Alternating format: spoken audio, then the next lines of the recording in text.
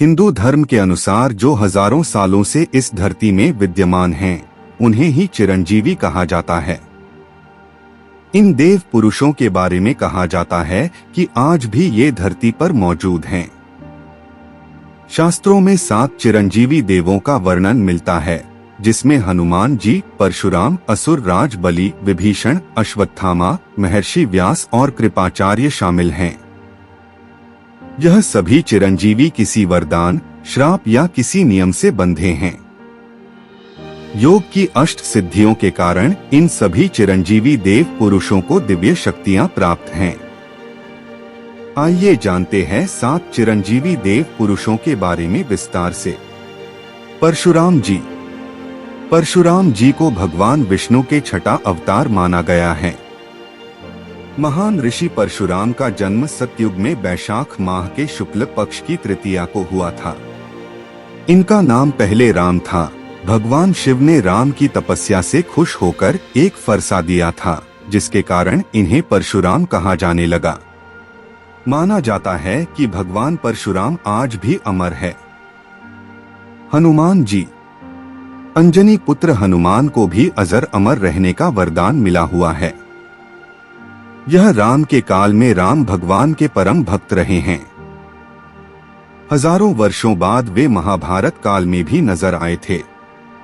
महाभारत में प्रसंग है कि भीम उनकी पूंछ को मार्ग से हटाने के लिए कहते हैं, तो हनुमान जी कहते हैं कि तुम ही हटा लो, लेकिन भीम अपनी पूरी ताकत लगाकर भी उनकी पूंछ नहीं हटा पाता है।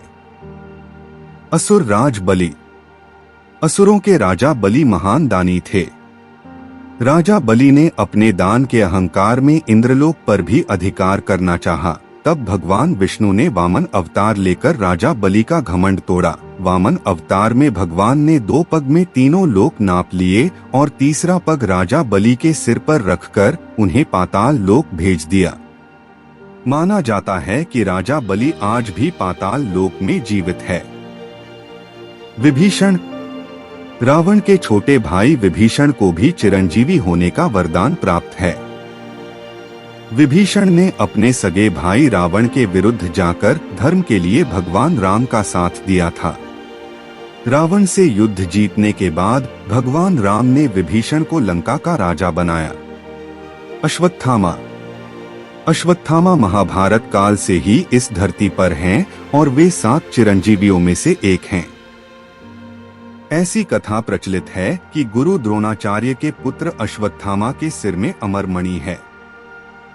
अश्वत्थामा को कृष्ण के श्राप के कारण ही चिरंजीवी होना पड़ा था। वे इस दुनिया के अंत तक रहेंगे। महर्षि व्यास। महाभारत के रचयिता महर्षि व्यास ऋषि पराशर और माता सत्यवती के पुत्र थे। सांवले रंग और यमुना नदी के पास द्वीप पर जन्म होने के कारण इन्हें कृष्ण द्वैपायन भी कहते हैं।